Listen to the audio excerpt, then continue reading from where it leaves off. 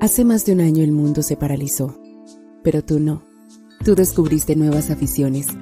Quizás te animaste a emprender o conectaste con tu familia más que nunca. Con esa nueva mirada, redescubre tu comunidad. Vuelve a asombrarte con tus paisajes, con tu historia. Vuelve a tu ciudad del saber. Naturaleza, arquitectura, creatividad, ciencias, emprendimiento, cultura, negocios, sostenibilidad, innovación. Llénate de anécdotas y de nuevas experiencias. Ven a sentir y pensar en un nuevo comienzo. Ven a Ciudad del Saber. Descarga la audioguía en Easy Travel y realiza un recorrido con increíbles relatos de esta comunidad innovadora.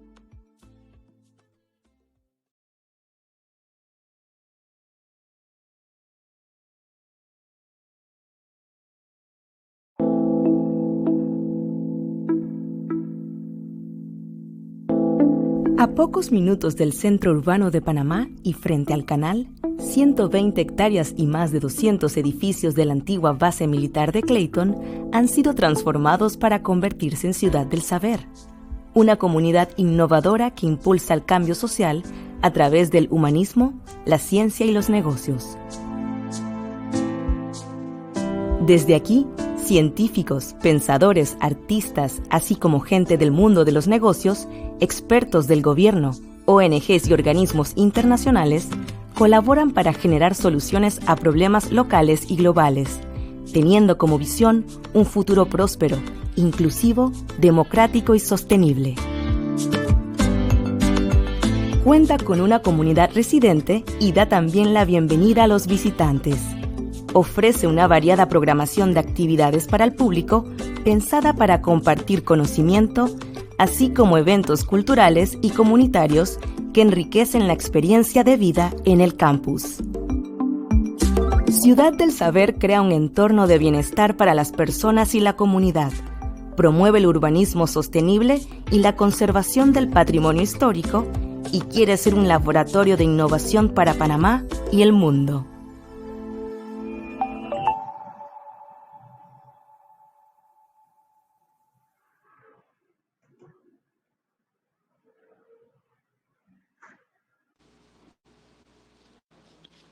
Muy buenos días, sean todos bienvenidos al Saber de la Ciudad. En esta ocasión nos acompaña el abogado y columnista Rodrigo Noriega, quien abordará el tema El ascenso y la caída de un paradigma de desarrollo, Panamá, su canal y un sistema mundo disruptivo. Antes de iniciar, les recordamos a nuestros participantes que a mano derecha van a encontrar un canal de chat en donde pueden dejar sus comentarios y preguntas para ser contestadas al final de la presentación de nuestro invitado. Y antes de iniciar, quiero leer unas breves palabras que describen la biografía de nuestro invitado. Rodrigo Noriega es licenciado en Derecho y Ciencias Políticas de la Universidad de Panamá. Obtuvo una beca Fulbright para maestría, obteniendo el título de maestría en Derecho Internacional en 1994 y posteriormente el doctorado en Derecho Internacional Ambiental en el año 2000. Ambos estudios realizados en la Universidad de Yale en Estados Unidos. Fue periodista y columnista del diario La Prensa entre 1991 y 1996, luego asesor jurídico en temas ambientales y posteriormente director general de Relaciones Económicas Internacionales del Ministerio de Relaciones Exteriores de Panamá. Del año 2000 al 2002 se incorporó a la empresa McKinsey & Co. en Chicago, Estados Unidos, y desde el año 2003 es consultor independiente en temas de políticas públicas, desarrollo sostenible. Ha sido profesor de licenciatura y maestría en la Universidad de Panamá, Florida State University, Universidad Thunderbird y TEC de Monterrey. Actualmente es columnista del diario La Prensa, investigador asociado del Centro Internacional del Desarrollo Sostenible, CIDES, de la Fundación Ciudad del Saber, y fue uno de los fundadores del Centro de Incidencia Ambiental, organismo gubernamental panameño dedicado a la defensa legal de los recursos naturales y la protección de los intereses ambientales de Panamá. Antes de pasar con nuestro invitado, le cedemos el micrófono y las cámaras al doctor Guillermo Castro. Quisiera darle la palabra correcta en el sentido clásico, la más cordial bienvenida de corazón a Rodrigo al saber de la ciudad. He tenido el privilegio no solo de la amistad de Rodrigo, sino de haber podido colaborar con él en los tiempos en que trabajó en la Cancillería y coincidimos en la atención al tema de la contaminación de origen militar en las áreas revertidas. Y desde entonces descubrí esa combinación de calor humano, sencillez, sabiduría y dominio de los temas que lo caracterizan. Siempre ha sabido mirar hacia adelante, un poco más allá del resto de sus compatriotas, incluyéndome, y hoy va a tratar con nosotros un tema de una singular importancia, que es justamente el de qué corresponde al Canal de Panamá, cuál es su responsabilidad fundamental ante sus legítimos dueños, que somos los ciudadanos de este país, en las circunstancias de transformación que está viviendo el sistema mundial. No quiero quitarle más tiempo a Rodrigo, por favor. Mi esposa Sonia y yo nos conocimos en la Ciudad del Saber, cuando estaba en Albrook, en el edificio ahí a la entrada de la antigua base de la Fuerza Aérea, en un evento de la doctora Katsimbanis de integración económica. Por lo menos del evento salí en camino a casarme, ¿no? Creo que estamos en un momento muy interesante, muy valioso, muy importante para la historia panameña, para la economía de Panamá y para la sociedad global. En este momento estamos redefiniendo, no de forma voluntaria o intencional, sino que estamos viviendo procesos simultáneos que están ocurriendo dentro y fuera de Panamá y están redefiniendo los paradigmas de desarrollo. Si tuviéramos que preguntarle a una persona normalmente educada, instruida en Panamá, ¿qué es el Canal de Panamá?, la persona respondería posiblemente diciendo algo así como: son dos canales de navegación a ambos lados de la vertiente del canal, uno en el Pacífico, uno en el Atlántico, un lago artificial que funciona con esclusas alimentadas con agua por gravedad. En 8 o 10 horas, dependiendo del volumen de tráfico, un barco cruza del Océano Atlántico al Océano Pacífico. Quizás un poquito más refinada la explicación nos diría que se trata de una ventaja competitiva de Panamá. Usar 3 o 4 servicios ambientales de los ecosistemas panameños: la posición geográfica, las estrechez del istmo, los caudales de agua del río Chagres y el patrón de lluvias sobre el istmo de Panamá como ventajas competitivas para dar un servicio logístico mundial. Y es desde esta perspectiva que quiero conversar con ustedes esta mañana. El Canal de Panamá es un servicio ambiental del Estado panameño, de los ecosistemas panameños a la economía mundial. Básicamente, 70% de la economía, como bien lo expuso Guillermo Castro en un excelente trabajo que se llama El agua ante los mares, 7 de cada 10 dólares de esta economía provienen directa o indirectamente del caudal de agua del río Chagres. El río Chagres debió haber salido, como naturalmente lo hacía, hacia el Atlántico, y parte del trabajo que hicieron los ingenieros del Cuerpo de Ingenieros del Ejército de Estados Unidos fue cambiar la dirección del río Chagres y empezar a conformar el lago artificial, primero el lago Gatún y luego el lago Miraflores, que se convirtieron en los ejes fundamentales del tráfico por el Canal de Panamá. Menciono el Cuerpo de Ingenieros del Ejército de Estados Unidos porque los panameños tenemos un poco confundidos, panameños y panameñas, tenemos un poco confundidos el origen y función del Canal de Panamá. El Canal de Panamá no nació como una vía interoceánica para servir al comercio mundial. El Canal de Panamá nació como una vía interoceánica para servir fines militares de la Marina de Guerra de los Estados Unidos. el usuario para el cual se construyó el Canal de Panamá fue para la Marina de Guerra del país, de los Estados Unidos. Recordemos que esto se hizo después de la guerra entre Estados Unidos y España por Cuba, por Filipinas, por Puerto Rico, y la Marina tenía que darle una vuelta al estrecho de Magallanes para poder llegar hasta el Pacífico. En fin, esto hizo evidente a los planificadores militares norteamericanos que necesitaban abreviar la ruta, necesitaban abreviar el recorrido, y Panamá y Nicaragua fueron los candidatos. Panamá, bueno, por razones conocidas, la independencia de 1913, la negociación de un tratado con una cláusula de perpetuidad fue el sitio escogido, y el cuerpo de ingenieros del ejército de Estados Unidos construyó el Canal de Panamá para la Marina de Estados Unidos. Entendamos eso. El Canal de Panamá fue un subsidio económico que daba el gobierno federal de Estados Unidos a la economía estadounidense. Siempre los peajes estuvieron relativamente bajos en comparación al servicio que hacía el canal. Para que ustedes tengan la comparación, perdonen la marca, una soda Coca-Cola a principios del siglo XX podía estar costando 2 centavos y el peaje del canal estaba más o menos en $1. Hoy una Coca-Cola de más o menos el mismo tamaño puede estar en 70, 75 centavos y el peaje está por 2.50. Es decir, que los peajes siguen siendo un subsidio económico y ambiental que Panamá, en este caso, le está haciendo al comercio mundial. Bien. No fue hasta después de la Segunda Guerra Mundial que los flujos económicos, mercantiles, empezaron a ser sumamente relevantes por el Canal de Panamá. El tráfico militar y de insumos, materias primas e incluso soldados por el Canal de Panamá durante la Segunda Guerra Mundial lo pagó 11 veces. 11 veces pagó su costo. Más de 11.000 millones de dólares le ahorró a la economía de Estados Unidos el Canal de Panamá en la Segunda Guerra Mundial.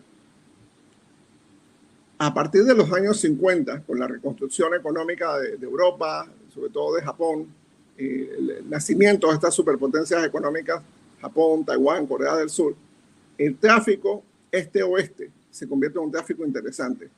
Y eso va alimentando el potencial económico del Canal de Panamá, que para los años 70 ya evidentemente era un canal básico para el comercio mundial.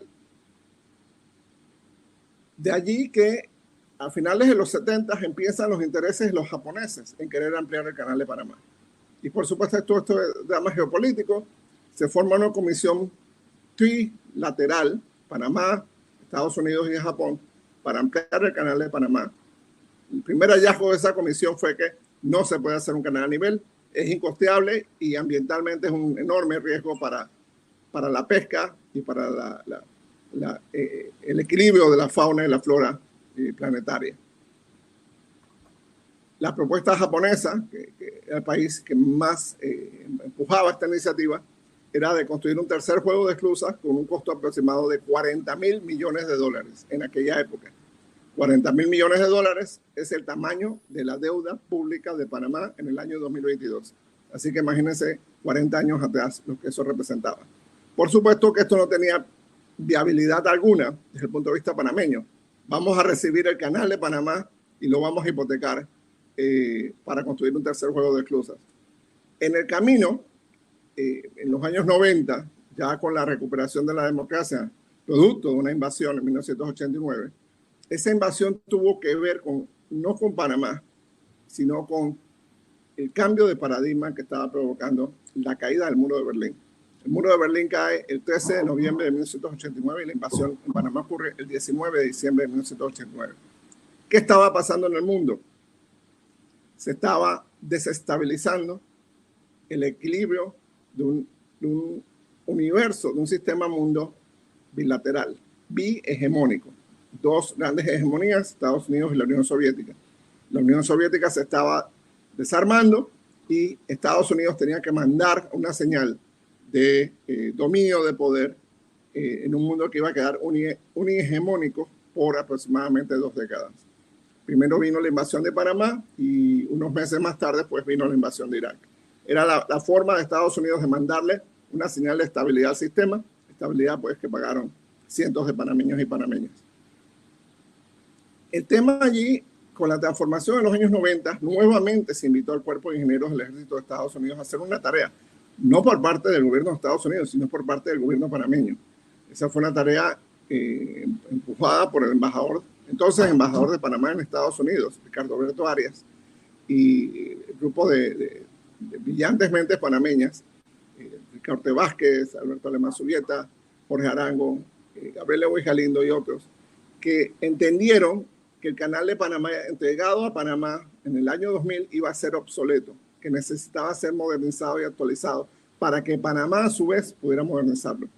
Eso implicó traer a los constructores del canal, el Cuerpo de Ingenieros del Ejército de Estados Unidos, que revisaran el canal y auditaran lo que había. Eso produjo el último proyecto de ampliación y modernización del canal bajo el gobierno de Estados Unidos de 1996 hasta el 2002. Ampliaron el corte de Culebra, todo lo demás, lo que facilitó la ampliación del canal a partir del 2006 hasta el 2016. Bien, en ese interín, el tráfico del comercio mundial se empezó a trasladar del Atlántico Norte hacia el Pacífico Norte. El tráfico más importante se volvió de Asia hacia Norteamérica. Y en ese interín, el más grande competidor del canal de Panamá no era el canal de Suez, que en algunas rutas lo es, sino el puerto de Los Ángeles y Long Beach en California. ¿Por qué?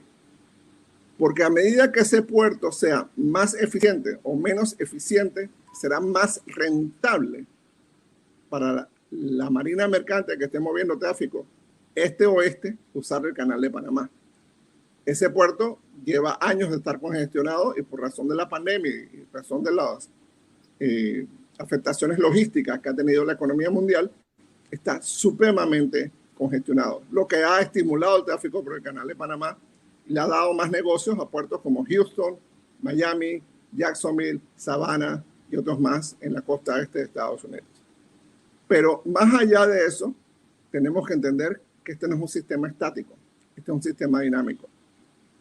México está desarrollando una zona logística en Mazatlán, un puerto hermoso en el Pacífico mexicano, que está apenas a 14 horas por tierra de Estados Unidos. Es decir, un contenedor que llegue a Mazatlán en la mañana puede estar en la noche en el territorio estadounidense y en cuestión de días en cualquier destino. México, a su vez, está aproximadamente a 18 a 24 meses de inaugurar una ruta que es lo más parecido a un canal seco por el istmo de Tehuantepec, un istmo de 300 kilómetros. Serían rutas ferroviarias con grúas pórtico. Bajan los contenedores, montan en los trenes y en cuestión de 8, 10, 12 horas están al otro lado. Esto, por supuesto, sería competencia en materia de contenedores. Costa Rica también está desarrollando sus canales secos. Colombia ha hecho una enorme inversión en los últimos 15 años en logística. Chile y Argentina están conversando sobre hacer su propio canal seco. Entonces, hay competencia. Hay competencia, olvídense del canal de Nicaragua, eso no es factible, pero hay competencia logística importante. Hay competencia y hay otras amenazas que están ocurriendo. Se está derritiendo el Polo Norte. ¿Eso qué significa? La posibilidad de que la ruta norte, la ruta por lo que sería el Océano Ártico, estaría disponible. Significa que parte del año, barcos que salen de China, de Japón, de Corea del Sur, llevando carga a Nueva York o a Canadá, pudieran usar la ruta ártica. Sería aproximadamente 2 semanas más cortas que usar la ruta de Panamá. Adicionalmente, hay transformaciones en los patrones de consumo. En los próximos 20 años será más importante el comercio entre China y la India que entre China y Estados Unidos. Y si suman China, Japón, Corea del Sur, Vietnam, Tailandia, Indonesia, Malasia, India, estamos hablando de que el centro de comercio mundial va a ser el continente asiático, no el continente americano y mucho menos el continente europeo. Entonces, eso va a provocar cambios en los flujos comerciales. El canal es actualmente una vía interoceánica para 2 tipos de flujos. Los flujos este-oeste, es decir, de bienes de capitales o artículos semiproducidos del hemisferio norte, Europa y Norteamérica, hacia Asia y viceversa, y de materias primas del hemisferio sur, Chile, Perú, Ecuador, hacia el hemisferio norte. Eventualmente esos flujos están destinados a cambiar. Y además tenemos entonces los desafíos internos de Panamá. El canal de Panamá es ciertamente un poco ineficiente porque cuando se hizo la reversión, Panamá dividió el sistema. Se entendió que el canal de Panamá era esencialmente las esclusas, los lagos, los pasabarcos, los remolcadores, el estado del ferrocarril de Panamá en los años 90. Se decidió, como se hizo con las empresas eléctricas, ir por quien pagaba más y no por quien iba a ofrecer más inversión y más servicios. Se le vendió el ferrocarril a la empresa Kansas City. La empresa Kansas City era dueña de un ferrocarril en México. En otras palabras, la Kansas City se aseguró de que no hubiera más competencia. El ferrocarril por Panamá podía ser una competencia muy fuerte a su ferrocarril en México, así que ellos evitaron que hubiera más competencia, por eso ofrecieron más. El país no pensó estratégicamente, y ese es un patrón muy fuerte en todo esto. Hoy tenemos una coyuntura muy interesante. El canal de Panamá está en un punto bien alto, lo va a seguir estando. El principal problema que tiene que resolver el canal de Panamá es un problema ambiental, el problema del agua. Y detrás de eso viene un problema climático. Los patrones de lluvia y los patrones de consumo de recursos hidráulicos son cada vez más altos en Panamá. El patrón de lluvia cambia. Estamos teniendo lluvias en marzo. Todos recordamos los marzos de Panamá como muy secos. Bueno, tenemos lluvias. Y esa falta de lluvia le quita al canal competitividad, porque en momentos claves del año tiene que reducir el calado de sus barcos, tiene que reducir el número de operaciones que puede hacer, tiene que reducir los servicios que puede hacer, incluso tiene que decirle a la población del área metropolitana, Distrito de Panamá, San Miguelito, Arreján, Chorrera, Colón, que consuman menos agua. Entonces, el canal de Panamá se está encontrando frente a su límite ambiental. ¿Cuál es ese límite ambiental? El agua. Hay distintas opciones para que el canal tenga más agua. Puede hacer un trasvase de la cuenca del Bayano y del Mamoní hasta Panamá, hasta acá.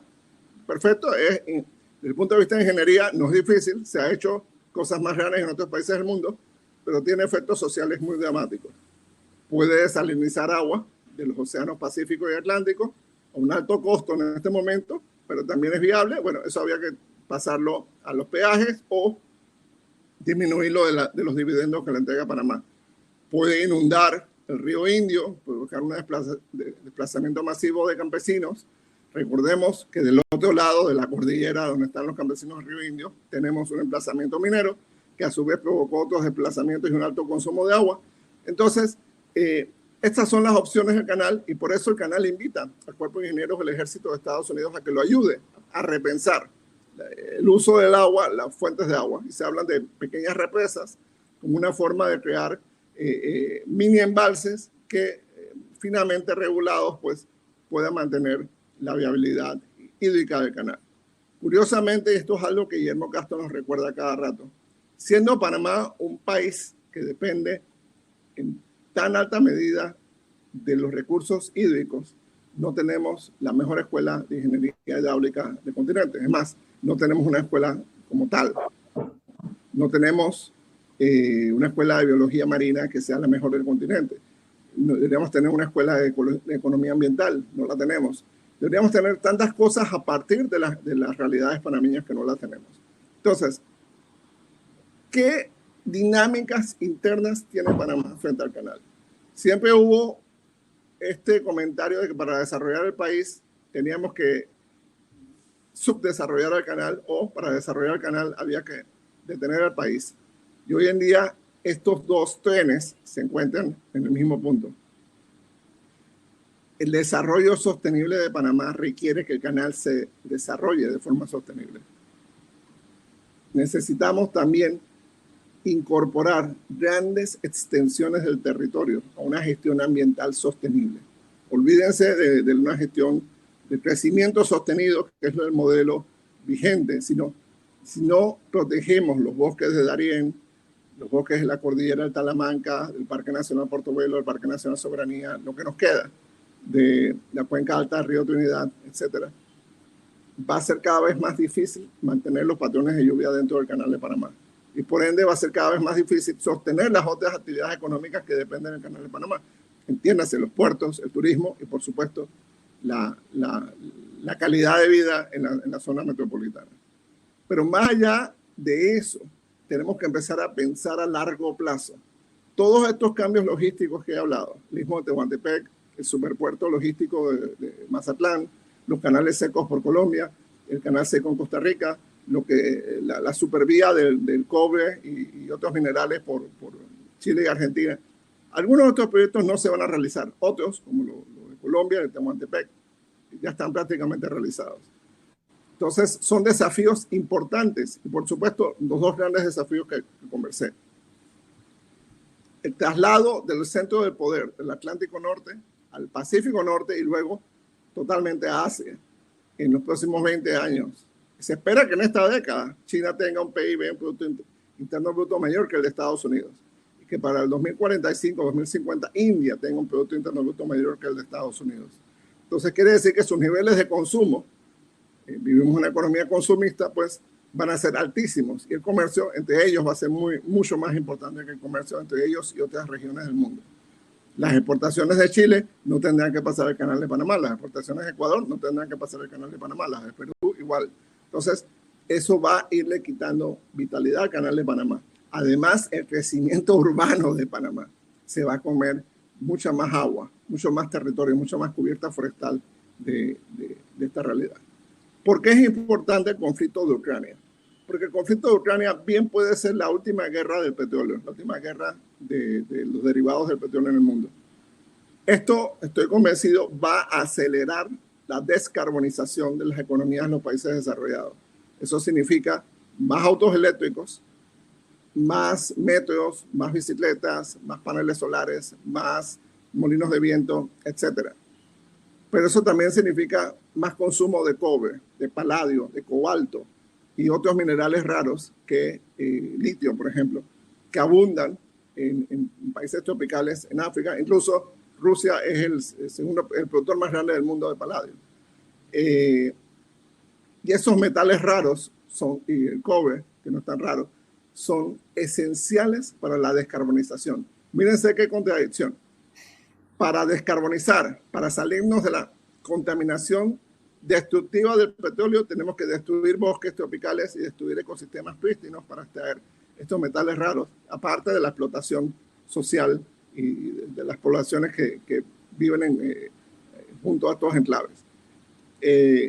Precisamente ayer el presidente Cortizo anunció la distribución de panes y peces a partir de los dividendos que se promete con el nuevo contrato con la empresa minera.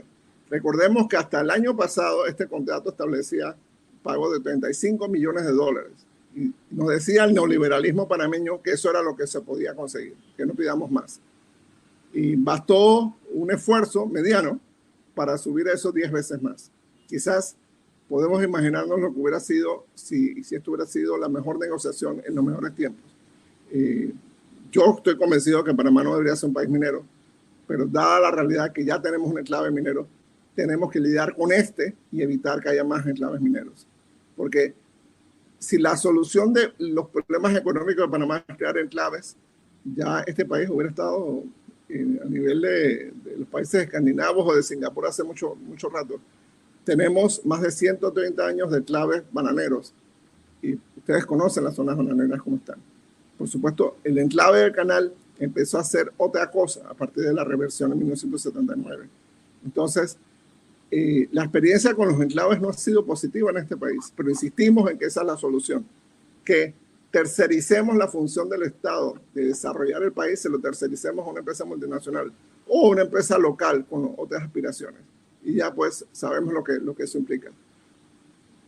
Al final del día y al final de toda esta transformación, ¿qué significan estos nuevos retos? ¿Qué significan estos nuevos retos para el Canal de Panamá y para la gestión del país? Recientemente se designaron 3 nuevos directores para la administración del Canal de Panamá. La primera regla cuando usted piensa en directivos es ¿para qué? Los directivos deben tener estrategia, una visión estratégica, deben tener capacidades de la organización.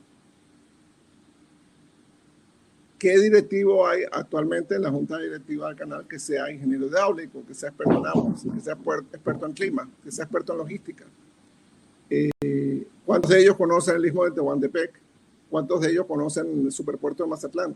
¿Cuántos de ellos conocen la propuesta del nuevo puerto logístico en San Diego, California? ¿Cuántos de ellos están estudiando los patrones comerciales de la India, o de Malasia, o de Indonesia? ¿Cuántos de ellos están monitoreando el cambio climático en el Ártico? Entonces, ese es un primer indicio. Y el segundo indicio es el relacionamiento del Canal de Panamá con el resto de la sociedad. Seguimos manteniendo una economía y una mentalidad en clave. ¿Por qué? Porque tenemos que proteger al canal de la política. Y esa es una excusa bien válida.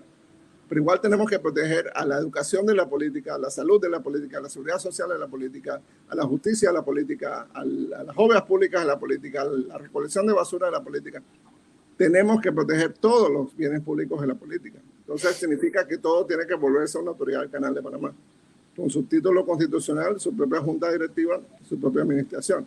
Entonces, en la práctica, los gobiernos serían esencialmente gobiernos de contadores, esperando recibir el cheque de la transferencia de estas entidades, depositándolo en el Banco Nacional y bueno, esperando que se cumpla su turno para cambiar de puesto. Tenemos que transformar la cultura política de Panamá y tenemos que transformar nuestro entendimiento del país. Seguimos entendiendo a Panamá como una ciudad-estado en las orillas del Canal de Panamá. Esto no es viable a largo plazo. Esto no es viable a largo plazo y no tenemos ningún otro modelo de desarrollo real. La minería no puede ser un modelo de desarrollo porque implica desplazamiento de población, implica patrones vamos a dejar de producir comida, vamos a dejar de producir agua. El agua que usa la minera es el recurso natural más importante que ellos usan en la actualidad. Son decenas de miles de millones de galones de agua al año que usa la minera. Entonces, si se compara también con las decenas de miles de millones de galones de agua que usa el canal, tenemos un país que es esencialmente una economía hidráulica. Estamos hablando casi en la escala de lo que fue el Nilo para los antiguos egipcios o el Mississippi en la Norteamérica del siglo XIX. Este es un país esencialmente hidráulico. Dependemos de nuestro recurso agua como no tenemos idea los panameños. Y lo estamos malgastando, lo estamos menospreciando y no lo estamos distribuyendo equitativamente. ¿Qué significa, ya para terminar, qué significan las próximas elecciones y los movimientos políticos que están ocurriendo hoy en día? Desde la invasión de 1989 hasta la actualidad, se vino articulando una nueva casta política. Una casta política en la que los actores más privilegiados son los diputados, por una sencilla razón. El diputado pasó a ser el interlocutor entre el Estado o el gobierno de turno y las comunidades. Entonces, los diputados más influyentes consiguieron más beneficios para su comunidad. Más allá del CAIPAMI, de los nombramientos y las planillas cashback y todo eso, empezó a haber una distorsión masiva del gasto público. Entonces, el gasto público, que a partir del año 2000, con la reversión del canal, pudo ser un factor de transformación social, económica, cultural, científica y ecológica fundamental de Panamá, terminó concentrándose de forma, digamos, político-clientelista en aquellas áreas en las cuales es más rentable para los políticos, para el gobierno central, invertir. Entonces, en un conteo que hice yo compilé los megaproyectos del Estado panameño del año 2004 al 2020. Megaproyecto es todo proyecto financiado por el Estado, ya sea préstamo o recursos propios, por más de 500 millones de dólares. Bien, del año 2004 hasta el 2020, todos los megaproyectos, salvo uno, se realizaron en el área metropolitana. Estamos hablando de cintas costeras, expansión del aeropuerto de Tocumen, autopista Panamá-Colón, estamos hablando de las líneas del metro, estamos hablando del saneamiento de la bahía, estamos hablando de todos estos megaproyectos. Todo esto se realizó en el área metropolitana. Y en todo el interior del país, en ese lapso. Y por el interior es, vamos a decirlo, lo que está del distrito de Chame hacia la frontera con Costa Rica, o lo que está de Pacora hacia la frontera con Colombia, en todo ese territorio solo se realizó un megaproyecto, que fue la ampliación de la carretera panamericana desde la frontera de Costa Rica hasta Santiago. En todo ese periodo, en todos esos 3 gobiernos, solo se realizó un solo megaproyecto en el interior del país.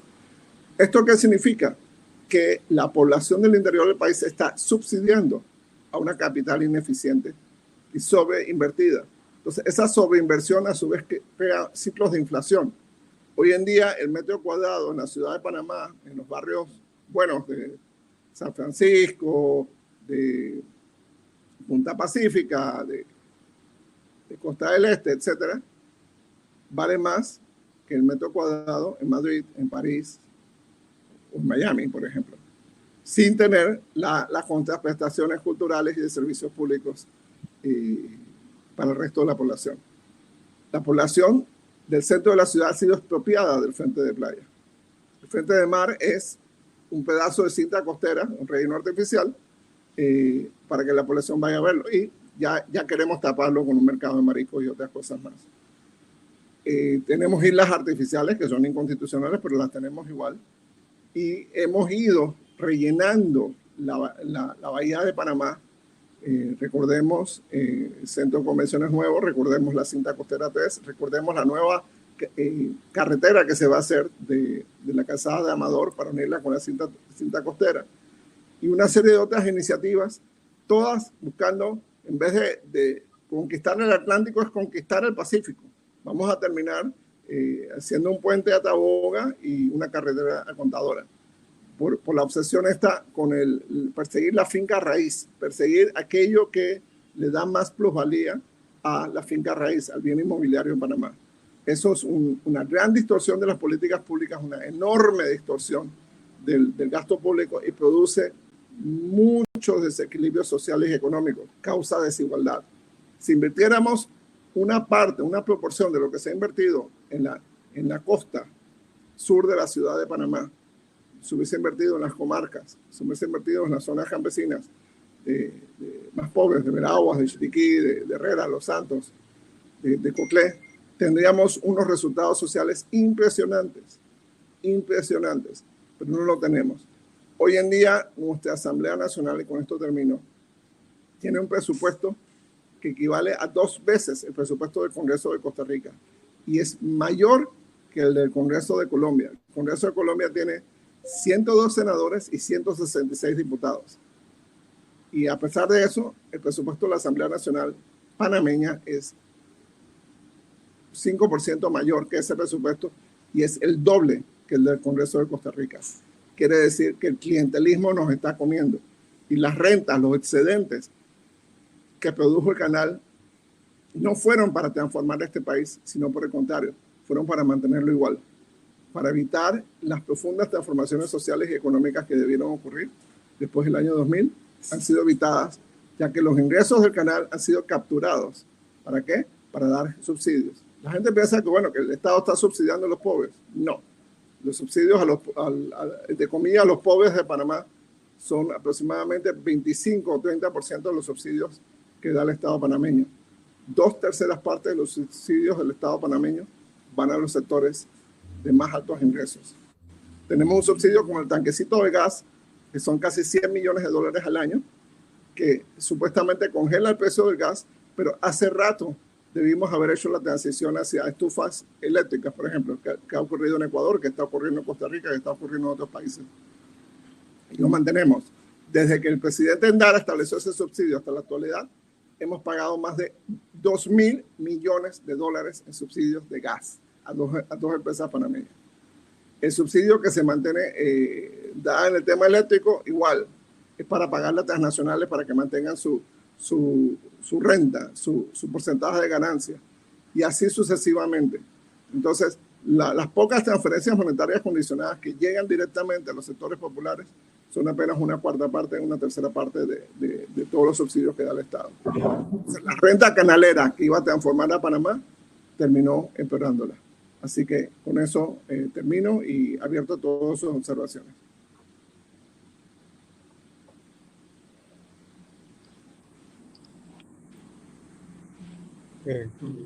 ¿Cómo procedemos, Manuel?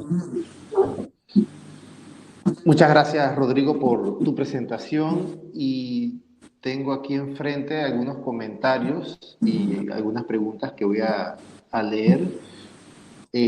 Orlando Acosta comenta y pregunta, ¿sería interesante comentar sobre el no control de una demanda de agua en la región metropolitana y una oferta limitada de los embalses del canal?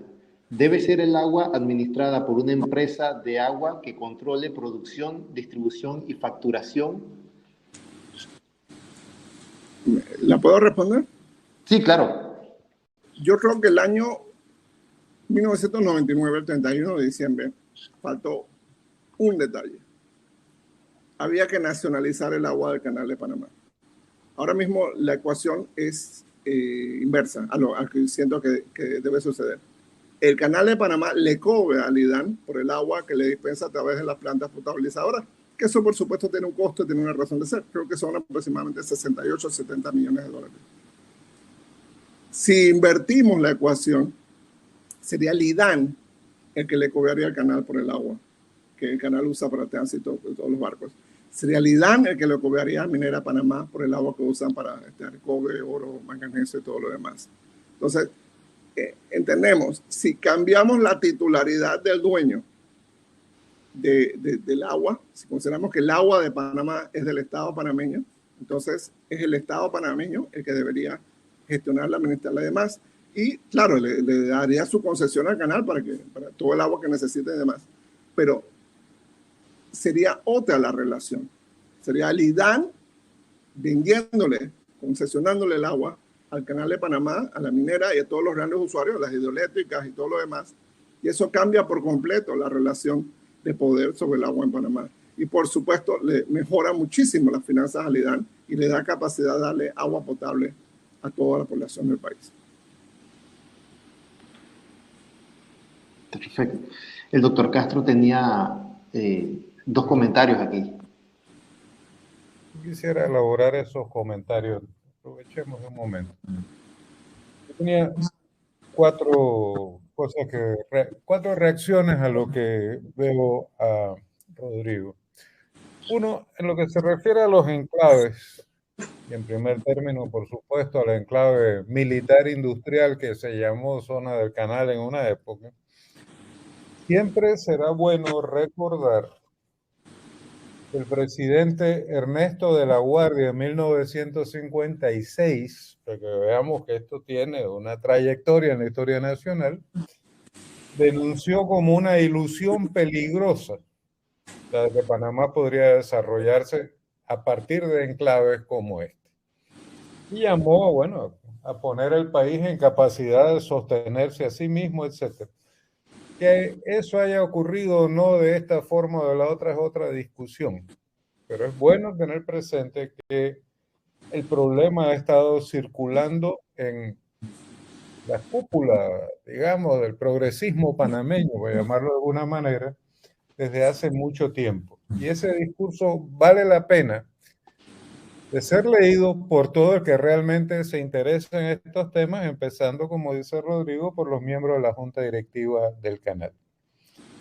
En segundo lugar, a mí me parece que lo que plantea Rodrigo acerca de que el canal depende de sus condiciones naturales de producción y que los peajes son un subsidio ambiental, etcétera, es un planteamiento extraordinariamente avanzado en la política nacional, en la cual el canal sigue siendo tratado, digamos, por la derecha neoliberal como un mecanismo para hacer dinero, ampliando el enclave a todo el corredor interoceánico y tal, pero por el otro lado, hay que traducir en proyecto lo que es fundamentalmente una añoranza. Hasta ahora, veremos con los cambios que ocurran en junta directiva, etc. Ahora, mi tercera observación se refiere a la reorganización en curso en el mercado mundial que Rodrigo, en el caso latinoamericano, ha descrito con tanta claridad, particularmente en lo que se refiere al canal seco mexicano entre los puertos de Salina Cruz y Coatzacoalcos. Esto expresa, me parece, una tendencia de transformación en el mercado mundial que es más amplia, y esta reorganización hace parte de eso.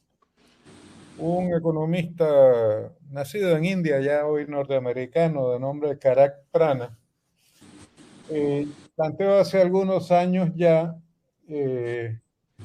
este proceso de reorganización de un mercado mundial organizado en mercados nacionales que comercian entre sí, a lo que él llama un mercado organizado en regiones que comercian entre sí, que más que controlado por los estados, están controlados por las transnacionales que operan en esas regiones.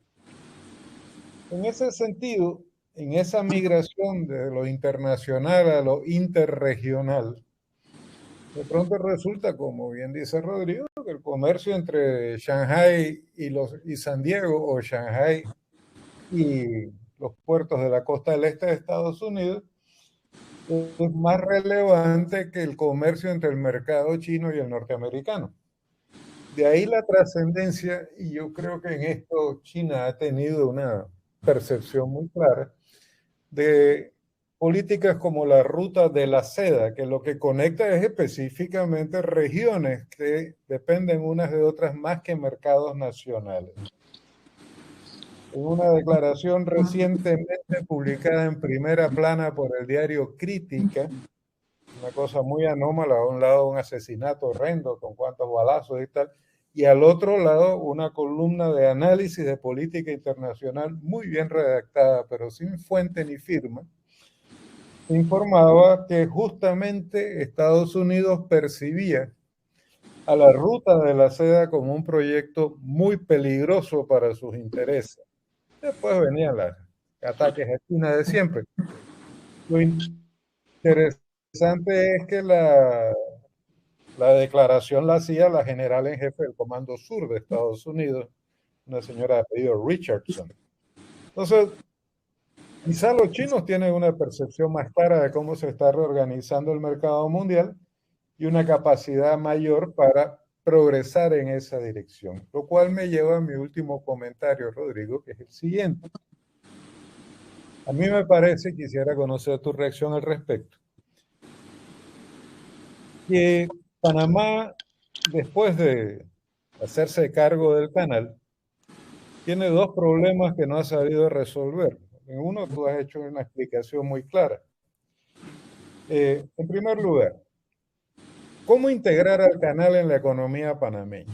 Eso no está en discusión. Es la economía panameña la que está al servicio del canal, lo subsidia, lo que sea. Pero el enclave completo de la región interoceánica y el canal mismo, ¿cómo debe ser integrado en la economía panameña? Y el segundo problema que Panamá realmente no se ha planteado es cómo insertar a la economía panameña en el nuevo mercado interregional. O sea, es un problema que algunos sectores sociales del país han encarado de una forma o de otra. Yo creo que el más notable es el Centro de Competitividad de la Región Occidental, que está haciendo esfuerzos enormes por incorporar a la región occidental del país, Chiriquí, Bocas y la comarca, a ese mercado interregional. Pero eso no está siendo ni entendido, ni apoyado, ni respaldado por el Estado panameño como tal. Nosotros tenemos ya en posibilidad de funcionamiento por lo menos dos canales secos.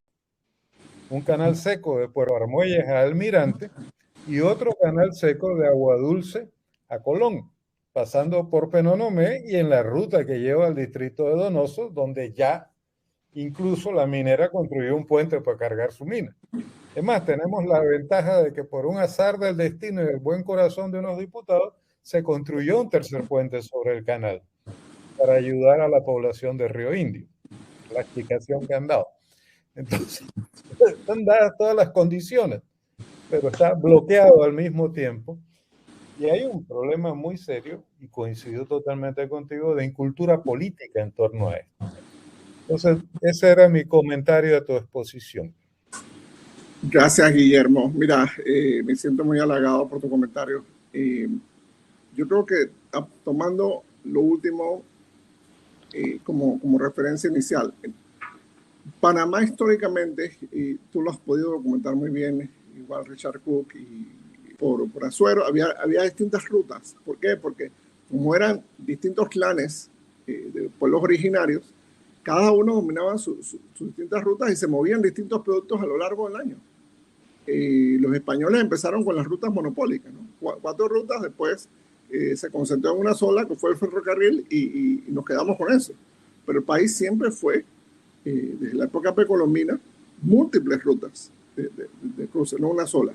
Tenemos un oleoducto, Chiriquí-Bocas, que está prácticamente abandonado, tiene un uso mínimo, que bien pudiera transformarse a ser un gasoducto y acelerar la transición ambiental en Asia. El canal ampliado resulta ser que descubrió que había un tráfico importantísimo de barcos tanqueros, pero no se dan abasto. Si transformamos o acompañamos, complementamos el oleoducto Chiriquí-Bocas con un gasoducto, bien pudiéramos capturar más de esa carga y distribuirlo de otra forma. Me gustó mucho lo que hizo el presidente Cortizo con el anuncio de los dividendos de la minera, precisamente porque los asignó a usos específicos. Entonces, me imagino algún diputado que se pare en la asamblea a decir que no le van a aumentar a los jubilados, que ganan menos de $350, o no le van a dar dinero a la Universidad Tecnológica, o no le van a... O sea, cuesta mucho políticamente hacerlo. Y igualmente, es una oportunidad de que todo este país puede beneficiarse del transitismo, no solamente a partir de enclaves, sino a partir de un desarrollo sostenible. En una sociedad así, el café geisha y el culantro orgánico tienen mucho que ver con la operación del canal. En una sociedad así, el turismo ecológico y la gestión ambiental del canal de Panamá tienen mucho en común. Las 3 eras que yo describí, el canal militar de 1914 más o menos hasta 1954, 60, el canal mercantil, vamos a decir del 60 al 2016, y ahora dan paso, por así llamarlo, a un canal ambiental. La gran ventaja competitiva del canal de Panamá es que es el canal más eficiente desde el punto de vista ambiental. Es el que tiene la menor huella ecológica. Entonces, eso nos da una enorme ventaja de incorporarnos, insertarnos en la economía moderna. Pero tenemos que usar los excedentes del canal, no para subsidiar el tanque de gas y enriquecer a 2 grupos familiares, el de Panagas y el de Topigas, uno para enriquecer al dueño del supermercado de turno o al dueño de banco de turno, sino para distribuir la riqueza en este país, invertir en ciencia y tecnología. Mucho de lo que se hace en Ciudad del Saber necesita economía de escala, necesita que esos ceros tengan por lo menos 1 o 2 ceros para inversión en innovación, en investigación, en formación de capital humano, en transformación productiva. Nosotros podemos competir. La agricultura de Estados Unidos, que es el tema de turno en las discusiones de comercio internacional en Panamá, recibe subsidios por más de $100 millones todos los días. En una semana, el subsidio del gobierno federal a la agricultura estadounidense es mayor que todo lo que invierte el Estado panameño en la agricultura. Entonces, tenemos que aprender a competir, pero a partir de nuestra ventaja competitiva, que es la sostenibilidad ambiental.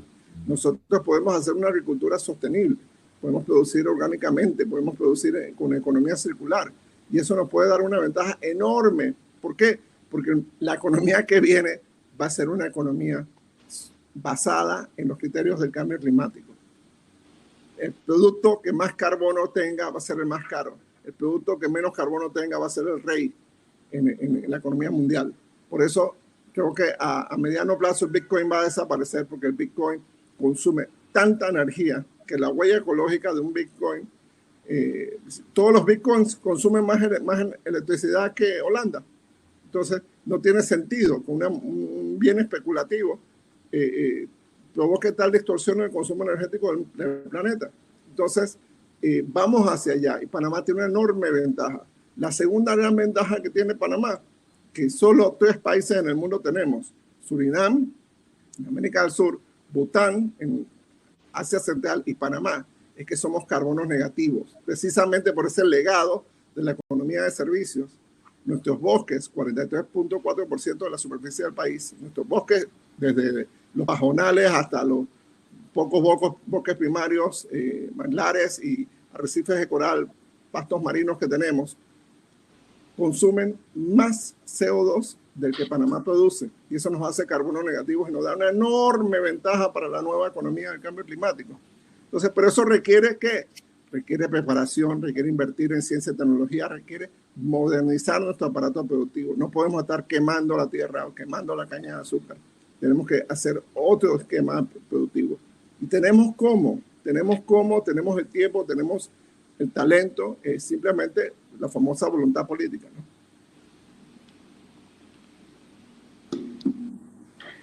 Muchas gracias, Rodrigo. Creo que tenemos espacio para una pregunta más antes de la intervención del profesor Arosemena. Pablo Morales de Ecuador pregunta, ¿qué pasa con la bioregión del Chocó en Darién y la bioregión marina entre Costa Rica? ¿Por qué no se potencia estas regiones como forma alternativa para el desarrollo de nuestros países? Esa es una sugerencia maravillosa. Tenemos que empezar a mirar a Panamá como una potencia, como un nodo regional para el desarrollo sostenible de nuestra región. Tenemos que mirar a Panamá. La influencia de Panamá en la economía centroamericana, del Caribe, del norte de Sudamérica es impresionante. Es impresionante. Panamá desde la época precolombina tenía mucho intercambio con Sudamérica, con Centroamérica, con el Caribe. Entonces, tenemos que mirar a Panamá desde ese punto de vista. Somos, entre comillas, hub de las Américas y centro financiero, pero también tenemos la posibilidad de ser un centro de desarrollo sostenible para toda la región. Tenemos con qué, pero bueno, nos falta es alinearnos, la voluntad política. Saltar de la política del siglo XIX hacia la política del siglo XXI. Muchas gracias, Rodrigo, por responder estas preguntas del público que nos acompaña. Le paso la palabra al profesor Arosemena, quien de seguro nos va a dar unas palabras de cierre. Cómo no, primero que todo, Rodrigo, no sé cómo agradecerte suficientemente toda tu lectura inteligente del contexto internacional y cómo afecta a Panamá. Pero tú has ido mucho más allá de eso. Has planteado propuestas concretas, pero que todas se pasan por la necesidad de tomar decisiones para potenciar a Panamá en lo que puede hacerlo, como tú dices, como un hub de sostenibilidad. Tiene las condiciones, tiene la posibilidad, pero tiene que verse desde un punto de vista integral. A mí se me acaba de ocurrir una idea, así como los países árabes están pensando qué va a pasar cuando ya el petróleo no sea importante y sea sustituido por otras formas más viables como el medio ambiente y el planeta.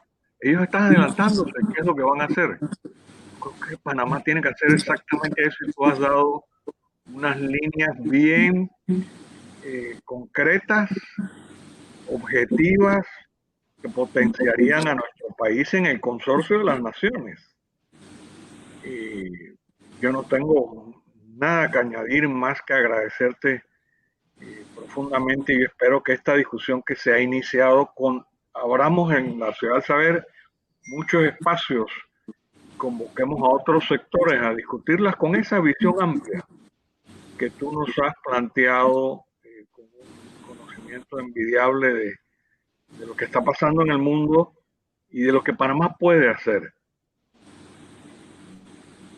Y ser ese nodo regional de mensaje de sostenibilidad.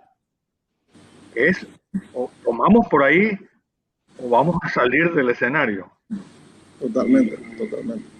Es lamentable teniendo todas las potencialidades que tenemos. Así es que yo lo que te quiero es agradecer mucho, Rodrigo, a los que se sumaron, y esperamos que esto no termine aquí, que lo podamos difundir más y abrir nuevos espacios, y esperamos siempre contar con tu sabiduría, tu compromiso con un planeta mejor. Yo no solo diría un Panamá mejor. Rodrigo, muchas gracias. Y me alegra Gracias. mucho que hayas,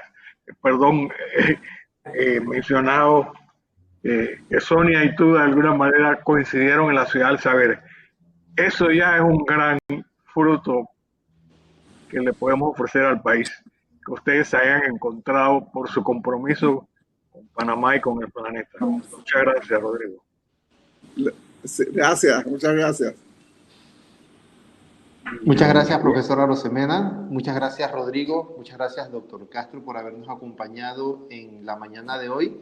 Y muchas gracias al público que nos acompañó y que nos dio sus comentarios, preguntas. Y los invitamos a que estén pendientes de nuestras redes sociales, Instagram, Facebook y Twitter, Ciudad del Saber, y a nuestra página web para saber cuál será la fecha del próximo Saber de la Ciudad y las actividades que estamos realizando.